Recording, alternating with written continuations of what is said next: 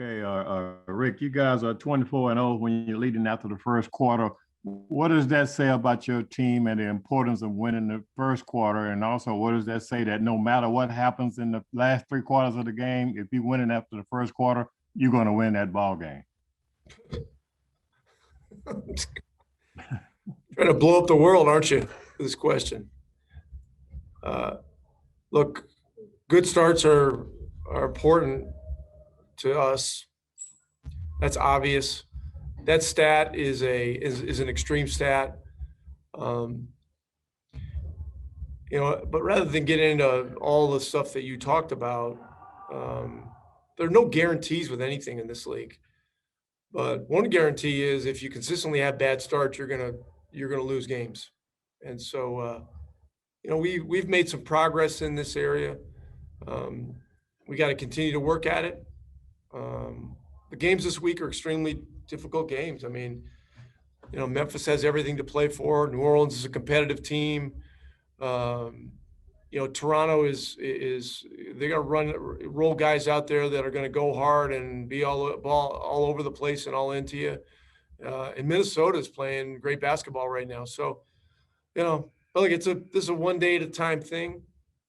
Our focus is on Memphis right now. And yes, we want to get a great start. And sometimes, you don't win the quarter, but you're doing good things and you're playing the right way and you're playing with presence and you're playing unselfishly and you're making great effort. In those situations, you can survive. You have a better chance to survive a scoring deficit first quarter than otherwise. Dorothy? Coach, how's Maxey doing, and will he be available before the end of the week, or will it be playoffs before we see him? Yeah, Maxey's doing better. He practiced today, and he's getting closer. We'll see where he is tomorrow, how he's feeling, stuff like that. But hoping to get him back in there as soon as he's able. KP's doing better as well. KP is going to be out tomorrow, but we would like to have him ready to play against New Orleans. Just feel the extra day, particularly with the practice today, is very helpful for him. And but again, that'll be it's all subject to how he's feeling and those kinds of things. But he's done very well, in the last 10 days in terms of significant gradual progress. And so that's a very good sign. Brad? Yeah, Rick, in the last few games that Porzingis had been playing, he was starting alongside of Powell. And so I assume that meant that most of the time that they were together on the court, he was playing power forward. How do you think that was working out? And is there going to be flexibility in that going forward? Would there be nights that he's starting at power forward and nights that he's starting at center? Everything's on the table. When he plays with Powell, he's a 4-man. When he plays with Cauley-Stein, he's a 4-man. When he plays with Finney-Smith, he's a 5. But I'm not going to get into, who's going to start on Wednesday. I mean, hell, we're not even to 3:00 in the afternoon on Monday here. I mean, it's I'd be really jumping the gun. But look, the fact that he's made steady, significant progress with the knee since coming out of the Detroit game without setbacks is very, very important. And is there an echo there? I don't know where that. Yeah. Okay. But the good news is he's feeling better and he's getting close. Eddie? Rick, excuse me, Rick, I didn't realize it last night when you were talking about moving the ball, but you had a season high assists, I believe. How contagious does that get? That's a bad word. How much does that help everybody get more in the mood of sharing the ball when you have results like that, obviously? Yeah, I think it brightens everyone's mood,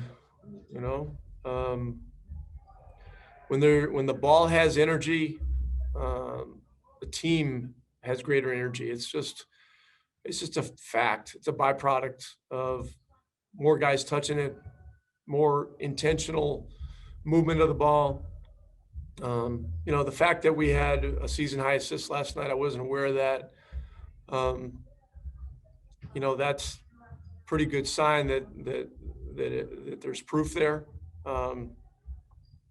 And when you're moving it better and getting good shots, generally speaking, your defense is going to be better. So it's a win-win situation. And, we're working on things to enhance our ball movement and be more unpredictable when we can. And it's challenging because there is a limited amount of practice time, but we were able to do a few things today in that vein and work on some defensive things. And so it's good. All right, last one, Skylar. Rick, back on KP briefly, do you think it's important for him to kind of get his feet under him a little bit in the regular season before either play in or playoff, or does that really matter that much, based on the amount of work he's gotten through the year? Definitely better for him to get back and get some games under his belt before the playoffs start. No question about that. For conditioning, for chemistry, for rhythm, for, things having to do with the system, with him now playing some four, defensively that, when he's guarding the four men, coverage responsibilities are different. So, it's important to get those kinds of reps in game situations as well as practice situations. And once again, there really haven't been very many practice sessions.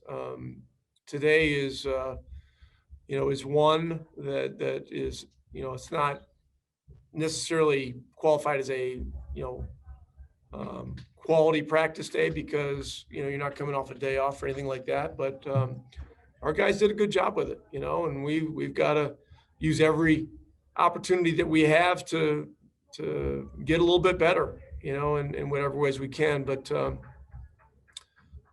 he's KP's doing better. And yes, being back out on the floor before the playoffs is important. All right, thanks, Coach.